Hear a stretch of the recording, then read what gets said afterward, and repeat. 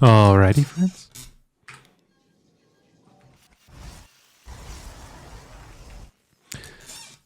Hello friends, family and other creatures of the sea. Welcome back to a best of 3 from the most recent GSL group. Today we have Nightmare in the bottom right taking on Gumiho here in the top left. And before this match was played, I actually played a couple of games against Gumiho. And the one thing that struck me while playing against Gumiho is that sometimes when you fight a player, when you play against someone, you feel like they're doing everything right. Their micro is on point. Their macro is on point.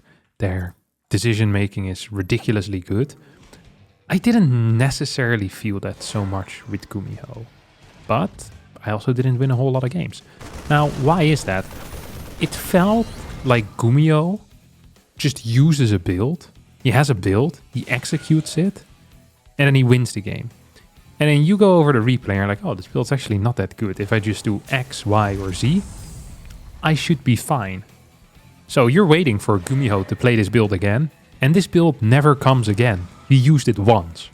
And he has 6, 7, 8, 9, 10 builds like that, where if you make a small mistake, a small error, you just die and you lose the game, or you get insanely far behind, making it almost impossible to come back.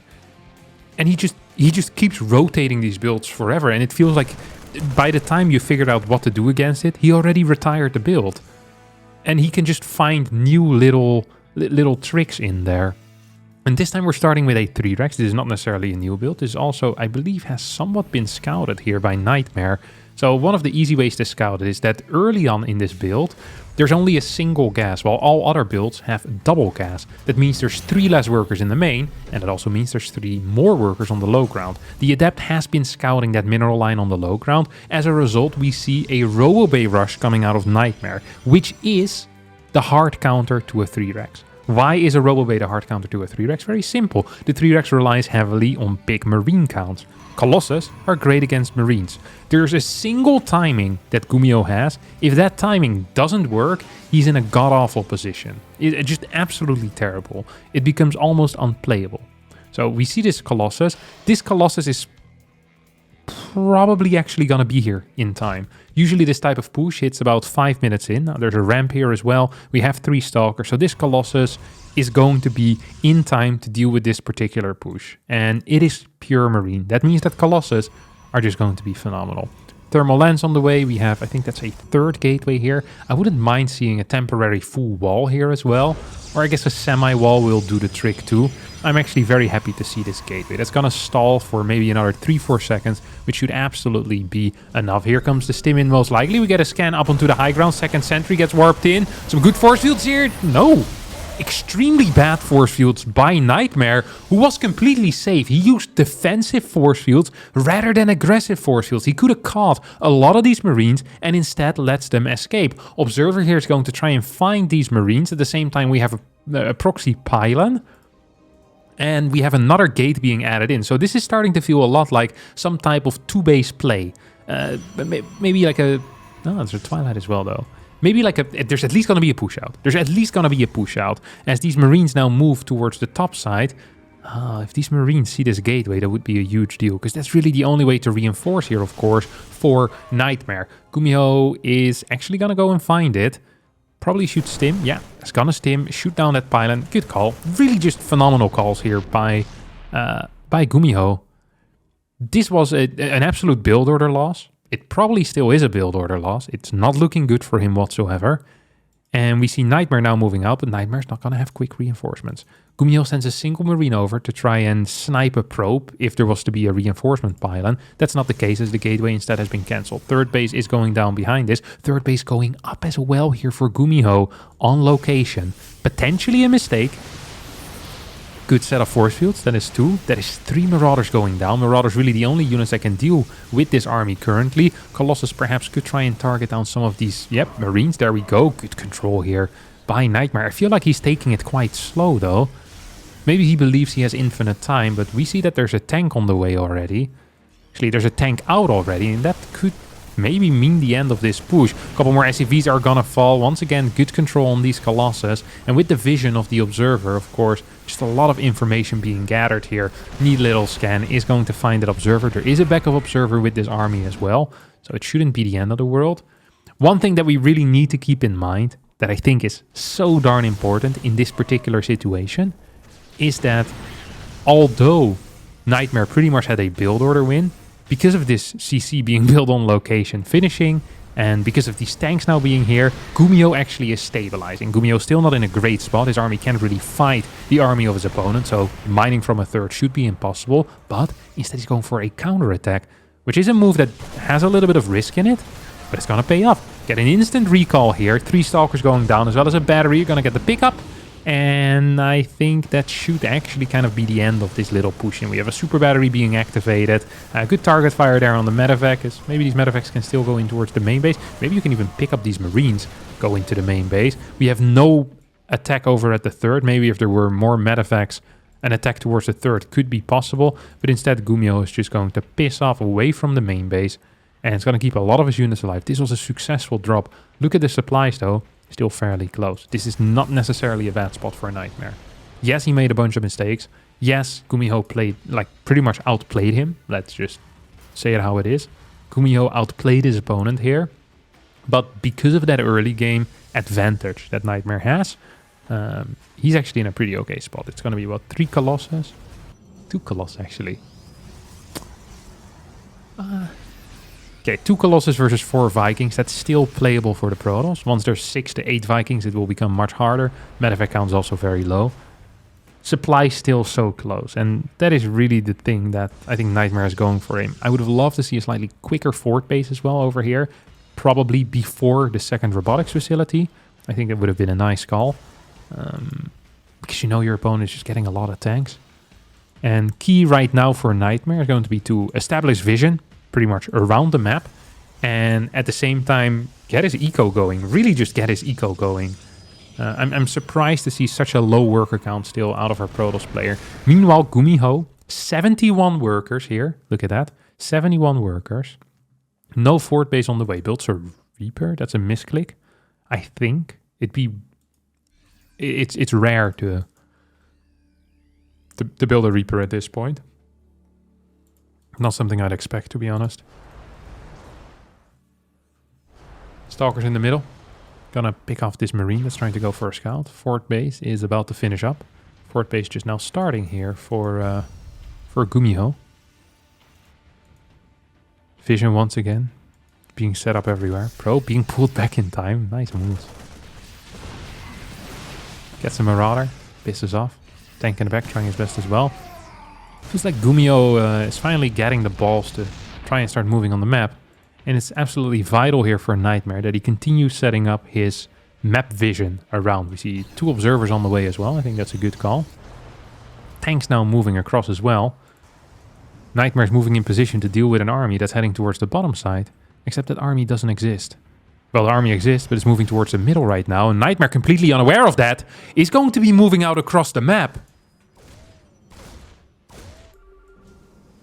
Going to be moving out across the map. And what's he going to do across the map? Well, not a whole lot. He's going to go back home right now that he's seen his opponent's army. No, he hasn't. He still hasn't. And he's just barely going to miss it. He's going for a base trade. Or he didn't know. He didn't know. He absolutely did not know. Probes here being, well, not really evacuated. I'm not sure what we call this. Being sent to their death in a corner. Is there a recall available? There is. It's not being utilized. All of these probes are going to end up falling. This is not a fight that Nightmare can take right now. He's massively supply blocked as well. Cannot reinforce this army. Fort base for Gumiho still standing back at home. Lots of cash in the bank for Gumi.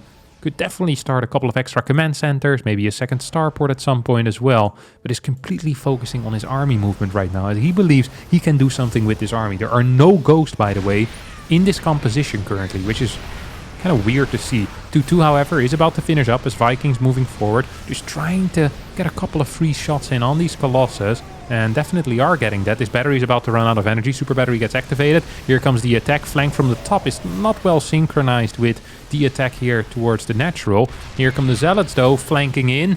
And that is perhaps in the end going to be good. No. 2 2 disruptor shots there, taking out about 10 of his own zealots, which looked like a flank that had some potential at least, now turned into an absolute nightmare for our PROTOSS player. That could have actually been a big difference there in the outcome of that fight. 32 workers have gone down in total during this period as well. I'm not sure where they all have died. I guess majority over here. A couple more workers in this area could get sniped, could stay alive as well. This game is technically over right now. Do we have any ghosts on the map yet? Yes, we have 3 ghosts. Gumiho can just go for another big attack. He has double the army supply, he has better upgrades, and he has a better composition. So there's really nothing that can go wrong at this point, at least I don't think. Don't even have +3 on the way quite yet here for Nightmare. Like, Gumiho is practically maxed and Nightmare is just barely breaking the 100 supply. 2 more CCs start instantly as well over here in the main base. We have that starport, we have the fusion cores. Gumiho moves across the map and is, it's gonna deal the fatal blow. What I can only imagine to be the fatal blow here to his opponent. Like, there's really no army here whatsoever to speak of. We have a single disruptor, 2 disruptors on the map. Need to get some big hits. That first one completely whiffs, gets nothing. Second disruptor is gonna actually, whoa, all goes. That's a pretty big deal. Same time though, we're gonna move in towards this natural location. Colossus is gonna get taken out. As this, I don't really see a way for Nightmare to hold this. We see a bunch of zealots now coming in. Oh, perhaps, yeah, well, that's a good purification nova. That's gonna help holding. As the Vikings all die as well, flying into a super battery. 10 workers have gone down. But Nightmare's position better now than it was 45 seconds ago, that's for sure. Better now than 45 ago. Yeah, 100%.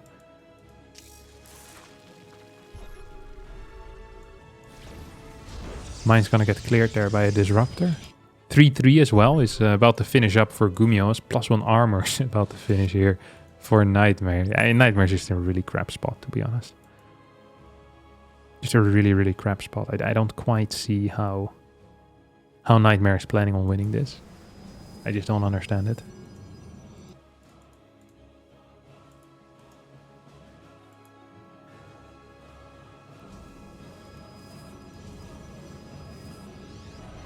No, he is managing to get... How does he get so much supply? He's like 150 supply. I guess he's not really investing in extra bases or upgrades, and that's something that Gumiho is doing, but still, this is honestly impressive. 150 supply to 186. Army composition is still absolute balls, though. Something we shouldn't forget about. 3 Colossus versus 0 Vikings. Could have some potential, but the complete lack of disruptors is really... It's really quite frustrating. This is a powerful army. This is a powerful force in and by itself. Plus 2 ship weapons is now about 10% done.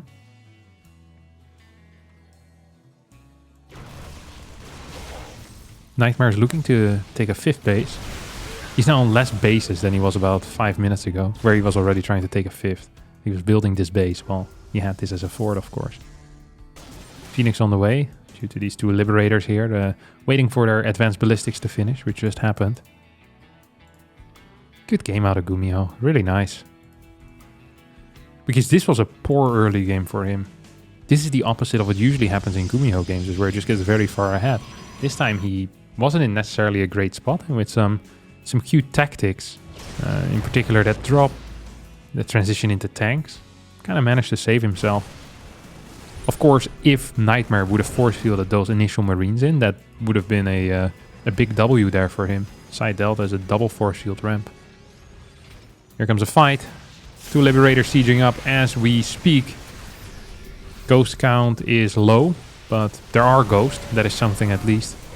Something to be proud of. And here comes a disruptor shot in forward. Let's see what we can actually do with that. Not a whole lot. I don't think this is being broken. Ooh, that's a recall that I don't like. That's a recall that I don't like, and that's a recall that's going to come too late as well. Not a single Purification Nova is actually going to finish up there. And now Gumiho, hard to imagine that he's going to get pushed back one more time. Massive bank behind this as well.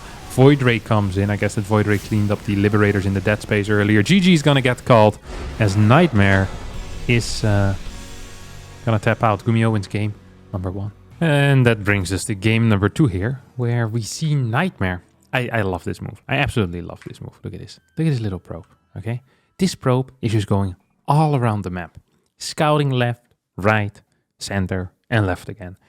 The reason why I like this so much is because this type of thing, if you put this in, let's say you put this in 10% of your game or 15% of your games, this by itself is enough to completely ruin the win rate of something like a Proxy Rex. Proxy Rex Reaper, I think if unscouted, probably has a pretty decent win rate and not something crazy. I think you're probably going to be like 55%. However, if you put this particular scouting pattern in 10% of your game, I think you're ruining the win rate of that particular build. I really do believe that it's not necessarily a very viable opener anymore. So I love that Nightmare does that. Even if he doesn't find anything, if you just mix this type of scouting pattern in, that's good enough already, because it makes these odds so bad for the Terran to play something like a Proxy Rex. And also just builds like Proxy Marauder or Proxy 2 Rex Marine. These types of things, they become so much harder to do. The win rate of these builds is already not like 90%. It's going to be fairly close to 50. Maybe some of these builds even below 50. But you mix in something like that and you're really starting to put a dent into that potential win rate there. So I love it. Gumiho, however, opened up with a 2-gas opener. So we don't really have to worry about any type of proxies. Nightmare loses his workers. Maybe even gonna lose a second one, which would actually suck. Because he's lost his worker on the other side of the map. He's gonna probably keep this Reaper alive as the battery goes down in the natural here for Nightmare. I think this was double Reaper into Cyclone, with a Cyclone staying at home, I guess. Which doesn't make a whole lot of sense. So the first threat that the Cyclone can fight against, that isn't gonna be just an adept shading across the map, will be the Oracle. And that pops out, or that arrives maybe in like 30 seconds from now. So keeping this Cyclone at home doesn't really do anything for the Terran. Unless you believe an adept has managed to sneak on the map. But I think Gumiho got the confirmation multiple times with his Reapers that that's not the case. So keeping the Cyclone at home, the only reason for it is to hide the fact that you have a Cyclone. I guess that's the only thing that I can imagine, at least. That why you want to keep it at home. Because there's no risk. Blink cannot be done, or could not have been out on your side of the map until like right about now. So it just is what it is. We see Nightmare opening up with a 1, 2, 3 gate into robotics facility opener. I think it was 2 gate into Robo and then into a 3rd gate. That's an opener. I don't entirely mind this. I actually kind of think this is cool. We have a probe moving out as well.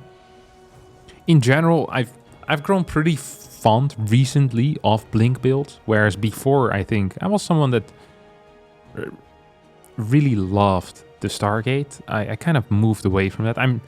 The Stargate is my first love still. You know, I think of the Stargate and I get a good feeling in my stomach. It just feels right. Butterflies. I'm happy. You know, I'm a happy PROTOSS player when I have Phoenixes flying around and a Colossus pumping out behind it. But the thing with Blink is that it really allows you quite a bit of map presence. It gives you the ability to really punish people, which you can't do with Stargate. Stargate allows you to stay alive, while the Blink opener, it allows you to do things. It allows you to deal damage. It feels better when it comes to that. Like, you have a very good early game with Blink, you often just win the game. You have a very good early game with Phoenixes, you still end up losing. At least in my experience, that's often the case. What the hell is Gumiho doing, by the way? He's playing Triple Raven? Does he have the... I didn't see the research. Also, I'll have to track that. Gee. The upgrade research. What's this called? The interference matrix upgrade. So he's going for Triple Raven harass, I guess?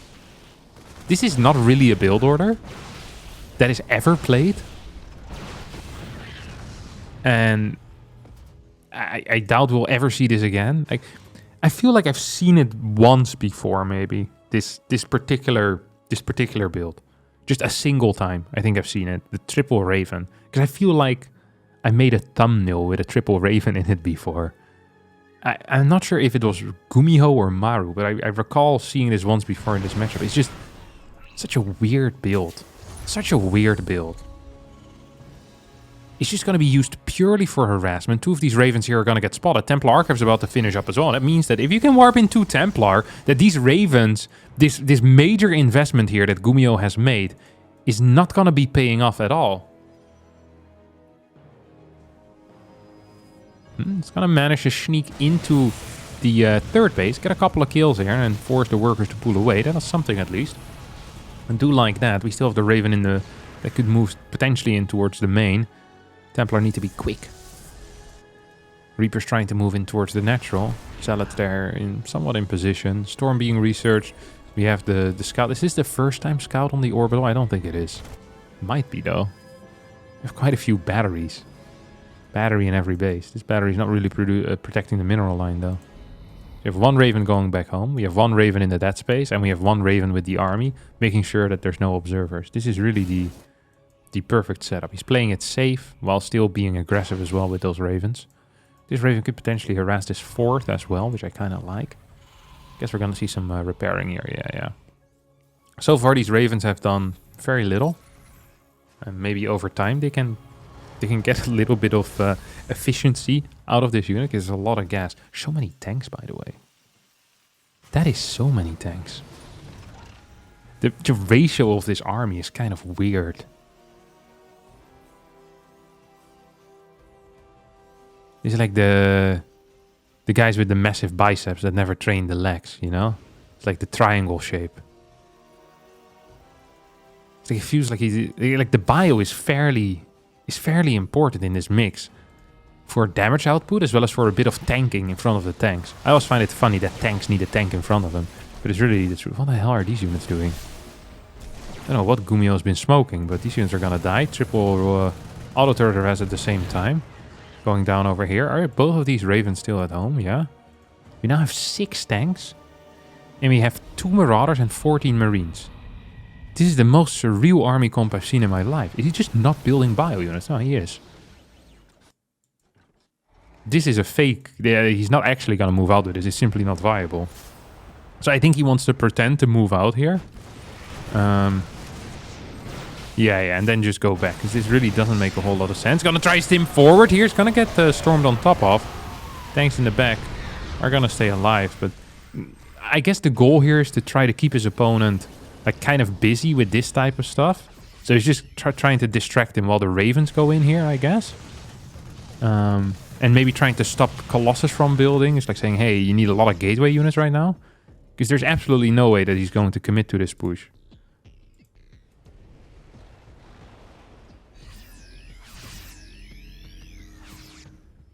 Or maybe there is. I mean, this is 2 Zealot Warpins away from dying. This is not viable. He's gonna actually get in position, and this is pissing me off more than it should. So we're gonna get our first Zealot Warp in. Hey, there's just literally no units here. There are literally 0... He has like 6 Marines and 2 Marauders. Like... If you get a flank in here, like an attack from multiple angles, this just dies. He's gonna pick up a medevac? What? Okay, he's gonna go back. I've never seen this in my life. It is going to be the most one-sided fight in the world. Now, Templars actually are gonna get taken out. Storm's pretty much missing, but all tanks just get cleaned up. Yeah, I don't know what Gumiho's been smoking, but I don't think it was any of the good stuff. It's like thinking you have like a nice little marijuana cigarette. And in reality it's basil or something like that. I actually would wonder what happens if you smoke basil. Maybe you start speaking Italian? Oregano. This is a terrible fight. He was in such a sick spot. If he had just maxed out, imagine this army with like 7, 8 tanks and then 3 ghosts coming in. Like that would have actually been a sick push out. You clear these rocks and then move from there. This is such a surreal experience watching this. Templar with this army are actually quite good because Ghost ain't there yet. This is just a single tank.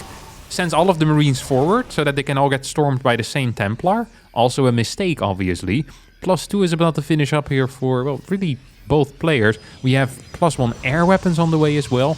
2 Stargates now being thrown down.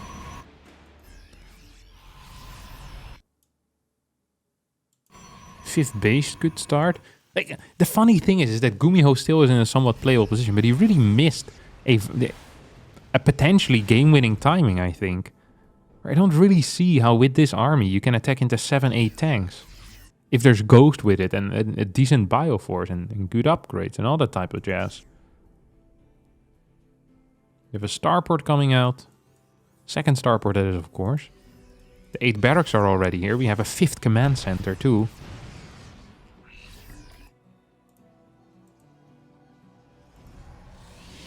Two carriers. +1 air weapons. I'm so sad, kind of, for Gumiho, because this should have been a clean 2-0 victory, and now he's going to need to fight against carriers. Carriers are quite strong if they go unscouted, and so far I think they have been going, well, pretty darn unscouted. Isn't even aware of the fact that there's a single Stargate out. Viking count is low as well. Ghost count is growing. There's no disruptors in this army, which could be an issue. This is actually a really weak moment here as well for Nightmare. If the Viking count was a little bit... No, actually, this is enough. I think if Gumiho moves across the map and starts fighting, Nightmare's gonna get absolutely eaten alive. The thing is that Gumiho doesn't feel comfortable in his position at all. I don't think he feels confident. He's afraid. But look at his army. 8 Ghosts, 19 Marauders, 30 Marines. There's really only 2 Colossus, and the Templars should just get EMP'd if you have any amount of scans. Like, Gumiho has a massive timing window here. At least that's what I feel like. Like, while these carriers are building, carriers are so bad in low numbers, and especially without upgrades, they suck even worse. And this army is not great either. Like this army is an EMP away from just falling over if a Marauder sneezes in its direction. Nuke now on the way as well here, so I guess this is a ghost. No, it's not. It's a Marauder. I was sure that was going to be a ghost. It's like, oh, it's going to nuke. That's sick. That's Cloak. That's for the ghost as well. Like, this is such a... I don't understand how Gumiho isn't just walking over and winning the fight here. Saying, hey, mate, it's been a good time, but you have no army. Gumiho also just isn't producing anything while not being maxed. I wonder if Nightmare's gonna get another set of carriers after this, or what the plan is. Gonna get a Colossus. It's really crafting what he believes to be a perfect army, and Gumiho is letting him craft. Absolutely letting him craft. 81 workers to 6 workers. Like, the thing is, on top of that makes it even weirder, is the fact that Gumiho is not building workers. If Gumiho had 80 workers here and was popping down 6 command centers to turn into orbital, I'd say, hey, that makes sense. But he's on a relatively low eco. He's still trying to pretend like he's on high eco, like he's building these extra command centers. But if your entire plan is to just sit back and do nothing, you can go into a higher worker count. It feels like he was going for kind of an all-in max out, and then never decided to fight because he always was too afraid, despite always having the bigger army as well to make matters even worse.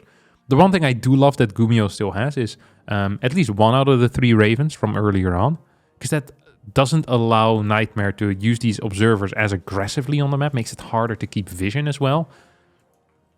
Marauder Marine's going to be moving forward here. I'm just going to go in for a little scout. This is going to get cleared, I hope, eventually. Yep, there we go. It's going to get cleared. Double lips now showing up. Going to go towards this bottom side. Advanced Ballistics about to finish as well. It's going to be quite frustrating. Templar, not with his army, are lagging behind quite a bit. He moves into sensor tower range, snipes the tank, blinks forward, snipes it. Now starts moving back. We have some Purification Novas available. One of the main difficulties you often have when you're playing carriers is getting the interceptors out pre-fight. So that's going to be absolutely vital. Maybe attacking rocks or seeing if he can attack a building before his opponent's army is there. These are things that you can do that are often great. Liberators just getting F2'd back home for like the 3rd time at this point. It's really frustrating because it would have been annoying to deal with for a Nightmare if 2 Liberators start sieging up. Anti-armor gets used on this army. The problem is just the fact that there's really not that many Marines, or not that many Vikings, sorry. We only have 10 Vikings against 7 carriers currently. So anti-armor is great, but we have +2 on those carriers, no vehicle plating at all on these Vikings, and here we go. Just gonna start moving forward, Disruptor's starting to fire as well, getting some huge hits, all Templars still in the far back. Interceptor count, is it dropping far enough? It's at 31, so the answer there is a big fat no. Now it goes down to 17, but the Viking count is practically non-existent. Storm still connecting as well. Interceptors now down to 5, that is extremely low, but the Viking count down to 2, as interceptors are going to come back, but these Vikings I'm not so sure about. What are we at when it comes to the interceptors? We have 9 right now, 1 carrier extremely low, big salad warp in as well, but problem just being, of course, that there's just no supply here whatsoever for Gumiho. Gumiho is just gonna die here. I don't see any other way. Like, he's at least gonna... Nah, he's just dead. He's absolutely dead. I'm not sure why I'm pretending. Double expansions behind this as well for Nightmare, as the charge comes in on this base. Not even gonna see a repair here, as the Viking count not high enough, I think, to really contest this. He's gonna try and sneak in from the side. Maybe he can get a snipe on one of these carriers. That's just gonna go for a Colossus right away. Could get that one carrier. Yeah, gets a Colossus, get a carrier. Honestly, not a bad start. Now starts shooting some interceptors as well. The interceptor count once again goes down. Not a single ghost in this army, as there's 5 on the way. 3-3 upgrades versus 3-2, and then +2 for the air weapons. But the problem is just the fact that carriers exist right now, that they're still around. Just a blink forward that I'm not sure I could agree with. It's kind of risky here, and the EMPs are starting to land as well. I still believe that Nightmare will just be fine, mainly due to his much larger income here. That was the start of a potentially scary fight. With this Purification Nova hitting as well, I do believe that in the end it doesn't really matter, as this carrier is the only one still remaining, still standing, better than he ever did. Oh my god, how many mules is that? 15 mules. I wonder what the income's gonna be. 50 mules feels like 4.5k income or so. That's so much. I guess 15 mules by themselves just make like 3k. Just make like 225 in 64 seconds. Yeah, look at that. It's actually gonna go for like 4.2k minerals. It doesn't matter, it's too late. Simply too late. As, yeah. Nightmare's gonna be winning this game, at least. And we'll be heading into our 3rd game. Oceanborn goes to the toss. And that brings us to game number 3, where, oh yes baby, an instant scout. Now, Nightmare's one of these players, man. He really is. He has it all figured out. He mixes it. He is what every PROTOSS wants to be when it comes to build order diversity, the ability to mix stuff in, to mix stuff up. The ability to play different compositions, to make wild tech changes. Sometimes I watch him play, I really wonder, man, why doesn't this guy just win something? Like, he's so good, and he's so complete, is what it feels like. That's really the main thing, is his completeness. So this was an instant scout here. I love that. I love seeing that mixed in. I was a non-believer in the instant scout for a very long time, I have to admit. I didn't understand it, and then I started looking at the numbers, and I couldn't believe my eyes. So this barracks timing is going to be very standard. 126, 127. There's nothing wrong with that, okay? This is not confusing. What is confusing here is this cybernetic score being this late. Cybernetic score was almost 6 seconds late. I think that was a misclick though. That actually makes no sense at all. I think he just forgot about it. What I really care about is the Nexus timing. So this Nexus timing goes down at 140, and we see the command center going down at 146. You can say, hey, the Nexus goes down earlier than the command center. What a huge move here. But I don't care about what time it goes down in relation to one another. I care about what time it goes down in a standard game. So if the Terran player does not get harassed, this command center is supposed to go down at around 138, sometimes 137. So 146 is about an 8 to 9 second delay. And this Nexus was only delayed by 4 seconds. It went down at 140, while it should be going down at 136. So the amount of mining that the Terran does less is more than what the PROTOSS... This is a terrible sentence. What I'm trying to say is that the Terran mines less than the PROTOSS mines less. So it's worse for the Terran a lot of the time if the probe harass is good. And sometimes with the probe you can even delay the initial barracks a bit. If they decide to build the barracks rather than right next to the mineral line, they decide to build it at the ramp because they're afraid of some follow-up. So I absolutely love this. I love what Nightmare did here. I think it's really good. I think it's actually one of the most underrated build orders, or one of the most underrated scout timings in the early game. The problem with this particular scout timing is that it is extremely weak against proxy barracks. Despite scouting early, you oftentimes cannot actually find the barracks in time to deal with it. And another thing that is obviously very frustrating as well with this scout timing is that you just have less money. So if your opponent is doing... it's basically doing a proxy rex and you can't harass them too much because there's no barracks to harass. And you need to look for that barracks. You're going to lose a lot of money and then you can't cancel the barracks. It's just a bad situation all around. Ooh, this is also a bad situation all around. That's -1 adept for free, if I'm not mistaken. Yeah, nothing got killed here. Still a Reaper out as well. Link into robotics facility. Second gate on the high ground. Did the Reaper see this? The Reaper is as blind as a bat right now.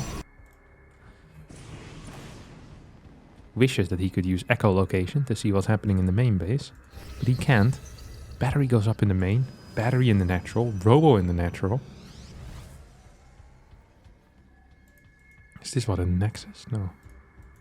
There's gonna be Stalkers looking for some kills here. Main base being kept surprisingly empty. No units in there whatsoever.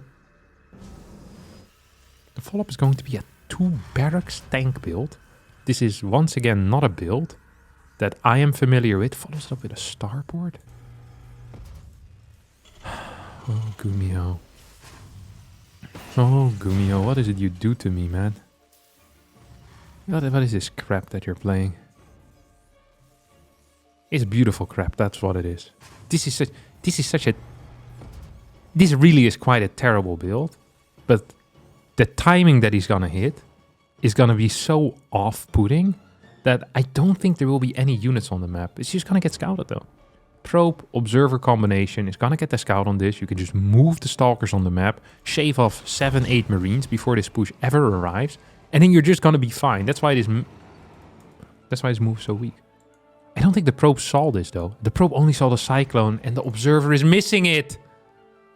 There's a simple counter to this, and that's moving on the map, shaving off individual units before it arrives on your side of the base, maybe even forcing out a stim. But that's not going to be the case here at all, because this army is going to manage to go across the map, unscouted, unspotted, and the entire point of Stalkers is now being ruined. The point of Stalkers is that they can kite, but they can't kite when you're already in your own natural with just a single battery.